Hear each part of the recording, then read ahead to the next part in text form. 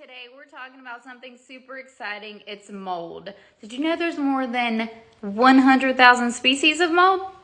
That's not the fun part. We're going to talk about how to get it out of your house and what to do if you actually have mold. Just to clarify, they are teensy tiny and they can move like in and out of airways, through ventilation systems, doors, windows. Did you know those little suckers, those little spores can also attach to people and animals? That sucks. What does it need? Just some water, warmth, and oxygen. That's legit all.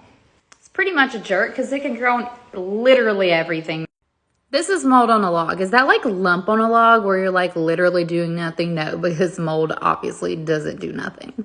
Some molds are essential and some are really good because they obviously like help decompose things. So anyway, we learned that some molds are good, but there are bad ones. And those are mycotoxins, I believe is how you say it. That's where you start getting the allergic reactions and other illnesses. So now let's go into the bad stuff about mold and basically just like how to stop it. Here's some signs that you have actually came into contact with mold. It's nasal congestion, eye irritation, skin rashes, dry hacking cough, sore throat, shortness of breath.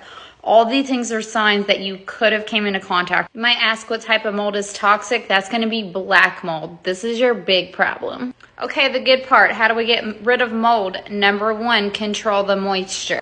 If you don't control the moisture, the mold's just going to come right back. Basically, long story short, if it's 10 feet or under, you can clean it yourself with some bleach. Be sure it's completely dry, as I said before. If it's something bigger, if it's like actually in the insulation or anything like that in your home, consult a professional.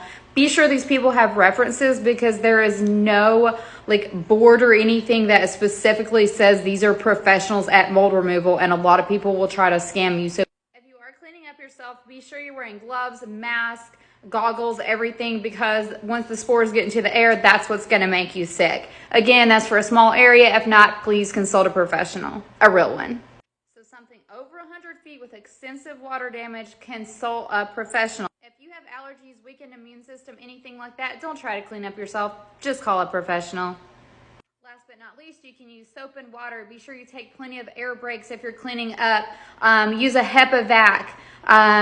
Cut out and remove any areas that have the mold. Lastly, the cleanup source is complete. When your moisture is eliminated, no mold remains, no dust, no odor, and no more problems.